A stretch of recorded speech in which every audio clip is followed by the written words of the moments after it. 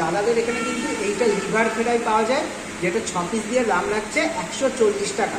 তা আমি 1 পিস দিয়েছে দাদা, শুধু এটা কিন্তু আমি নিইনি, এটা দাদা আমাকে টেস্ট করার জন্য দিয়েছে, আগেই বলে দিলাম 1 পিস কিন্তু আমি টেস্ট করার জন্য দিয়েছে। আর এখানে গ্রিন চাটনি দিয়ে স্যালাড রেডি হয়েছে। এবার শুধু একটু রাইসটা একটু খেয়ে দিই,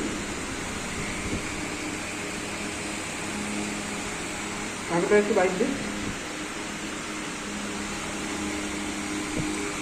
প্রথমে যেটা মুখে হিট করছে না, একটা সুন্দর ঘিয়ের অ্যারোমা কিন্তু মুখে হিট করছে। আর একটু কাছে আসো, তোমাদের দেখাতে পারি কিনা, এরকম ওপর থেকে এনারা কিন্তু কেশর দেয়।